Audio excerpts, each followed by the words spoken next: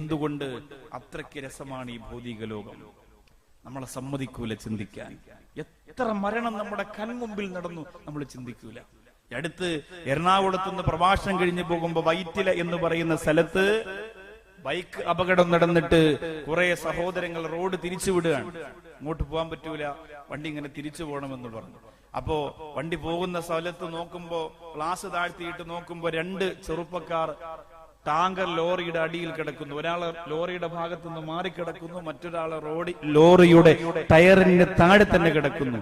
ഞാൻ പറഞ്ഞു, നിങ്ങൾ ഈ വണ്ടി തിരിച്ചുവിടുന്ന സമയത്ത് എവരെ ഒന്ന് ഹോസ്പിറ്റലിൽ എത്തിച്ചിരുന്നെങ്കിലോ? മരിച്ചുപോയി ഉസ്താദെ. 2 യുവാക്കളാണ്, പാതിരാത്രിയാണ്. ഉമ്മയോട് വാപ്പയോട് യാത്ര പറഞ്ഞിറങ്ങിയവരാണ്, മക്കളോട് സലാം പറഞ്ഞിറങ്ങിയവരായിരിക്കും. സഹധർമ്മിണിയോട് ഞാനിപ്പോ എത്തുമെന്ന് ഫോണിലൂടെ വിളിച്ചു പറഞ്ഞവരായിരിക്കും. അവരറിഞ്ഞില്ല പ്രിയപ്പെട്ടവരെ, കുല്ലും മ്രിഇം മുസബ്ബിഹുൻ ഫീ അഹ്ലിഹി വൽ മൗതു അദ്നാ മിൻ ശിറാകി നഅലിഹി. അബൂബക്കർ സിദ്ദീഖ് റളിയല്ലാഹു അൻഹു കണ്ണീരോടെ എപ്പോഴും പാടിയിരുന്നതാണ്, അല്ലാഹുവേ പടച്ചവനെ, കുടുംബങ്ങളുമായി ബന്ധപ്പെട്ടുകൊണ്ടിരിക്കുമ്പോ, മക്കളെ വാരി പുണർന്നുകൊണ്ടിരിക്കുമ്പോഴാണ് അസറായിൽ വരുന്നത്. ഞങ്ങൾക്കറിഞ്ഞിരുന്നില്ല.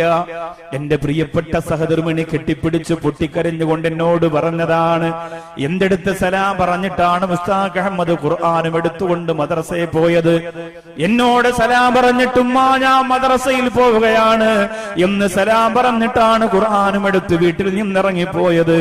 ആ പൊന്നുമോൻ ഇറങ്ങിപ്പോയത് അവസാനത്തെ പോക്കായിരുന്നു എന്ന് ഞാൻ അറിഞ്ഞിരുന്നെങ്കിൽ എന്റെ പൊന്നുമോന് ഞാൻ 2 മുത്തം കൊടുക്കുമായിരുന്നു എന്ന് പറഞ്ഞ് പൊട്ടിക്കരഞ്ഞു പോയെങ്കിൽ അറിയാൻ കഴിയില്ല പ്രിയപ്പെട്ടവരെ. ഉമ്മയാണോ, വാപ്പയാണോ, മക്കളാണോ, കൂടപ്പറപ്പുകളാണോ, കൂട്ടുകാരാണോ, സഹപാഠികളാണോ, ഉസ്താദുമാരാണോ, സഹായികളാണോ, എപ്പോഴാണ് നമ്മളോട് യാത്ര പറഞ്ഞു പോകുന്നതെന്നറിയാൻ പറ്റൂല. ഒരു മനുഷ്യൻ മരിക്കുന്നതിനും 40 ദിവസം മുമ്പ് അവന്റെ മുമ്പിലേക്ക് ഖാബിദുൽ അർവാഹ് മലക്ക് അസ്റായീൽ അലൈഹിസ്സലാത്തു വസ്സലാം കടന്നു വരുമെന്നാണ്. ആ ശരീരത്തിന് ഒരു മുന്നറിയിപ്പ് കൊടുക്കാൻ വരും. 40 ദിവസം മുമ്പ് വരും. ഇന്നു മുതൽ 40 ദിവസം കഴിഞ്ഞാണ് നിങ്ങളോ ഞാനോ മരിക്കുന്നതെങ്കിൽ അസ്റായീൽ അലൈഹിസ്സലാത്തു വസ്സലാം ഇന്ന് വരും.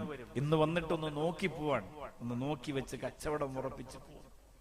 അന്നു മുതൽ നമ്മുടെ സംസാരത്തിൽ നമ്മുടെ സ്വന്തം മരണത്തിന്റെ രംഗം നാം അറിയാതെ പറയും. പക്ഷേ നമ്മൾ അതിനെക്കുറിച്ച് ചിന്തിക്കൂല. ഭാര്യയോട് പറയും, ഞാൻ മരിച്ചുപോയ നിനക്കാരുണ്ട് അല്ലെ? ചാവക്കാട് ഒരു പ്രിയപ്പെട്ട സഹോദരി വിളിച്ചിട്ട് പറഞ്ഞു, എന്റെ ഭർത്താവ് മരണപ്പെട്ടു പോയി ഉസ്താദെ, ദ്വാരക്കണം, സമാധാനം കിട്ടുന്നില്ല കൽബില്, ഞാൻ എന്ത് ദുആയാണ് ചൊല്ലേണ്ടത്?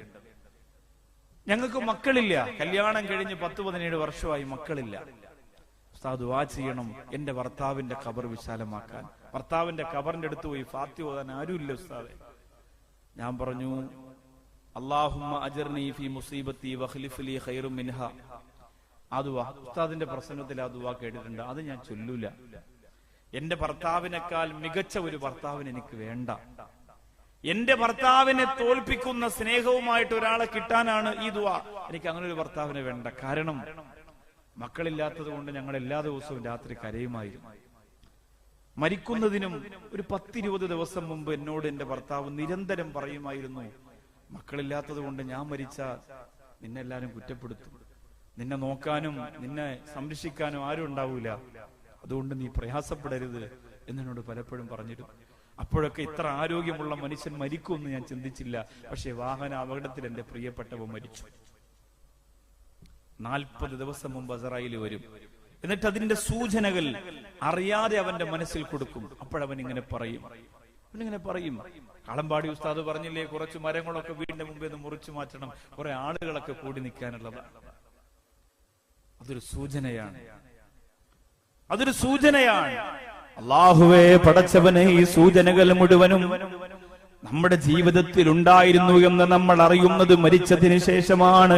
കൂട്ടുകാരികൾ പറയും ശരിയാണ്, ബന്ധുമിത്രാദികൾ പറയും ശരിയാണ്. അല്ലാഹുവേ, അയാൾ അങ്ങനെ പറഞ്ഞിരുന്നല്ലോ, അന്ന് കണ്ടപ്പോ പറഞ്ഞിരുന്നല്ലോ, അന്ന് പള്ളിയിൽ വെച്ച് പറഞ്ഞിരുന്നല്ലോ, അന്ന് കല്യാണ വീട്ടിൽ വെച്ച് കണ്ടപ്പോ പറഞ്ഞിരുന്നല്ലോ. അല്ലാഹുവേ പറഞ്ഞിരുന്നല്ലോ, കാരന്തൂര് ബാവാക്ക മരിക്കുന്നതിന്റെ അന്ന് രാവിലെ എന്റെ ഫോൺ നമ്പറിൽ എന്നെ വിളിച്ചു. അങ്ങനെ വിളിയൊന്നുമില്ല, നല്ല ബന്ധമാണെങ്കിലും വിളിച്ച് ശല്യം ചെയ്യൂല.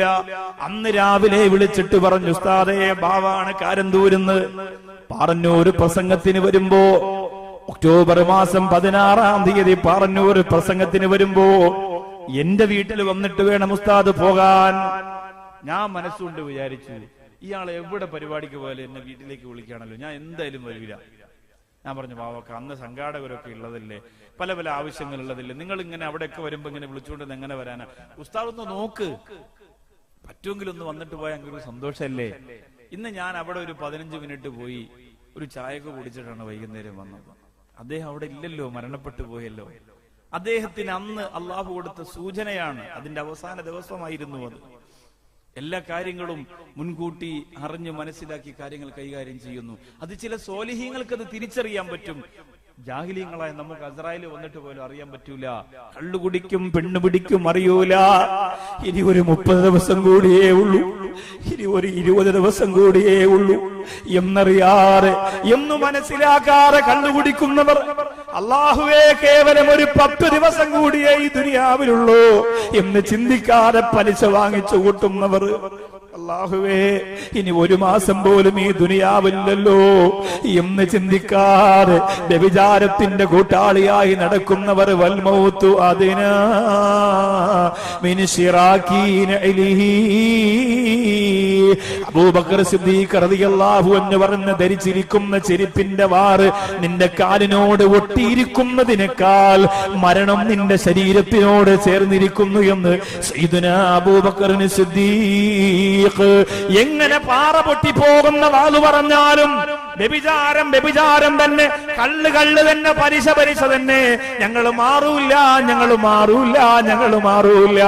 ഇന്ന് നൗഷാദ് വാക്കവി മരണം ഒരു തുടക്കമാണ് എന്ന വിഷയം പറഞ്ഞ് ദുആകരന്ന് പൊട്ടിക്കരന്ന് കണ്ണീരുകൊണ്ട് പാറന്നൂർ ഉസ്താദിന്റെ പേരിലുള്ള സ്ഥാപനം കഴുകി വെടുപ്പാക്കി ഈ സദസ്സിൽ നിറങ്ങിപ്പോയിട്ട് കാമുകയ്ക്ക് ഫോൺ ചെയ്യുന്ന ചെറുപ്പക്കാരാ, എന്നിട്ട് പോലും കാമുകന്റെ മിസ് കോളിന് വേണ്ടി കാത്തിരിക്കുന്ന പെങ്ങളെ, എന്നിട്ട് പോലും കൊടുവള്ളിയിലും താമരശ്ശേരിയിലും കോഴിക്കോടുമില്ല കഞ്ചാവ് വിതരണം നടത്തുന്ന ലോബികളെ, ഹറാമ് ചെയ്യുന്നവരെ, മോശത്തരം പ്രവർത്തിക്കുന്നവരെ, പലിശയും വെട്ടിപ്പിടിക്കലും തട്ടിപ്പും വെട്ടിപ്പുമായി കഴിഞ്ഞുകൂടുന്നവരെ, കള്ളം പറയുന്നവരെ, കൊല്ലയും കൊലപാതകങ്ങളും നടത്തുന്നവരെ, എന്തുകൊണ്ടാണ് നിങ്ങൾക്ക് ആ മരണത്തിന്റെ ചിന്തയെ ഒരു കൂട്ടുകാരനെ പോലെ കൊണ്ടു നടക്കാൻ പറ്റാത്തത്?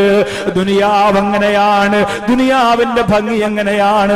മണ്ണിനും പെണ്ണിനും ശബ്ദം കൊടുത്ത പടച്ചതമ്പുരാൻ അതിലൂടെ അല്ലദീ ഖലഖൽ മൗത വൽ ഹയാത ലിയബ്ലുവകും അയ്യുകും അഹ്സനു അമലാ, നിങ്ങളിൽ ആരാണ് ഏറ്റവും നല്ലതുപോലെ ജീവിക്കുന്നതെന്നറിയാൻ വേണ്ടിയാണ് അല്ലാഹു മരണത്തെയും ജീവിതത്തെയും പടച്ചത്. അല്ലാഹു പരീക്ഷിച്ചു നോക്കും. പണം തന്നുകൊണ്ട്, പെണ്ണിനെ തന്നുകൊണ്ട്, സുഖം തന്നുകൊണ്ട്, മാളിക തന്നുകൊണ്ട്, വിലപിടിപ്പുള്ള വാഹനവും അധികാരവും പവറും ഭംഗിയും ഒക്കെ തന്നുകൊണ്ട് അല്ലാഹു നിന്നെ പരീക്ഷിച്ചു നോക്കുമ്പോ എന്റെ പ്രിയമുള്ള ഉമ്മ തോറ്റുപോകല്ലേ. ദുനിയാവ് മരണത്തെ ഓർമ്മിക്കാൻ സമ്മതിക്കില്ല. ദുനിയാവിന്റെ ഭംഗിയും ആഡംബരങ്ങളും മരണത്തിന്റെ ചിന്ത മനസ്സിൽ കൊണ്ട് നടക്കാൻ സമ്മതിക്കൂല. ശാശ്വതമായി ജീവിക്കണ്ടേ. എന്ത് സന്തോഷമാണ് ദുനിയാവിലുള്ളത്. ഒരു ബലൂണ് പോലെ എപ്പോഴാണ് കാറ്റുപോകുന്നതെന്നറിയാതെ ജീവിക്കുന്ന മനുഷ്യൻ എന്ത് ഗ്യാരണ്ടിയാണ്? ചിന്തിച്ചു നോക്കിയേ, എപ്പോഴും പൊട്ടാം, അത്രേ ഉള്ളൂ. ഒരു നെഞ്ചുവേദന വന്നതാ, 2 കൈ ഇങ്ങനെ അമർത്തി പിടിച്ചു. എന്റെ നാട്ടില് ഷാഫി എന്ന സഹോദരൻ, എന്റെ കൂട്ടുകാരൻ അനസിന്റെ ഇക്കയാണ്, 2 കൈ ഇങ്ങനെ അമർത്തി പിടിച്ചു. അനുജനെ വിളിച്ചു, ആംബുലൻസ് കൊണ്ടുവന്നു, കയറ്റി കൊണ്ടുപോയി. 10 മിനിറ്റ് ആംബുലൻസിനകത്ത് കിടന്നേ ഉള്ളൂ. ഹോസ്പിറ്റലിൽ എത്തുന്നതിന് മുമ്പ് ചെയ്യാനുള്ള വസിയത്തുകളൊക്കെ കൂടെ ഇരിക്കുന്ന അനുജനോട് പറഞ്ഞിട്ട് മരണപ്പെട്ടു. ഒന്നും സംഭവിച്ചില്ല. ചെറിയൊരു വേദന വന്നത്, 2 കൈ കൊണ്ട് ഇങ്ങനെ അമർത്തി പിടിച്ചു. ഒരു കാരണവും നിങ്ങൾ പറയണ്ട. കൊഴുപ്പ് കൂടിയതാണോ, സിഗരറ്റ് വലിച്ചതാണോ, അതൊക്കെ വെറും കാരണങ്ങൾ ഇങ്ങനെ പറയാണ്. നമ്മൾ എത്ര ജാടയിലും അഹങ്കാരത്തിലൊക്കെ ജീവിക്കുമ്പോ നമ്മൾ എന്താണ് ചിന്തിക്കാത്തത്? അല്ലാഹുവേ, ബലൂണിന്റെ കാറ്റ് പോകുന്ന അത്ര സമയം പോലും വേണ്ട നമ്മുടെ ജീവിതം പോവാൻ.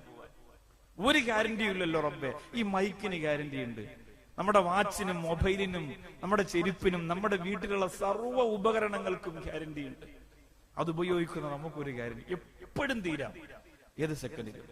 ബാത്റൂമിനകത്ത് വെള്ളം കൊണ്ടുവന്ന് കയറുമ്പോ കാല് വഴുതി വീണ് തല ഒന്ന് ഇടിച്ചു കഴിഞ്ഞു, അതോടുകൂടി കഴിഞ്ഞു. പത്രാസിൽ ജീവിച്ചവർ, കോടികളുടെ ആസ്തി ഉണ്ടായിരുന്നവർ, ഒന്നും കൊടുക്കാതെ പിടിച്ചതാ ഇതിനു വേണ്ടി വസ്തു കൊടുത്തവരൊക്കെ എത്ര ഭാഗ്യവാന്മാർ. പാർന്നൂർ ഉസ്താദിന് വേണ്ടി വസ്തു നെയ്യത്ത് ചെയ്തിട്ട് ആ വസ്തു വിറ്റിവിടെ ഈ മനോഹരമായ സ്ഥലം വാങ്ങി ഈ പള്ളിയും ഈ സ്ഥാപനങ്ങളും ഒക്കെ ഇവിടെ കെട്ടിയെടുക്കുമ്പോ ഈ പ്രിയപ്പെട്ട മുത്തഅല്ലിമീങ്ങൾ ഉസ്താദിന്റെ ദറജ കൂടാനും ഇതിന്റെ ഒരു മണ്ണിന് വേണ്ടി ഹദിയ ചെയ്തവരുടെ പദവി കൂടാനും ഈ മുത്തഅല്ലിമീങ്ങൾ മാത്രം മതി. പക്ഷെ നമുക്ക് ദുനിയാവ് സമ്മതിക്കൂല. പലരും പറയൂലേ, ബാക്കവിമാരെ കൊണ്ട് ഒന്ന് പ്രസംഗിച്ചിട്ട് അങ്ങനെ പൈസ ഉണ്ടാക്കാൻ. എന്താ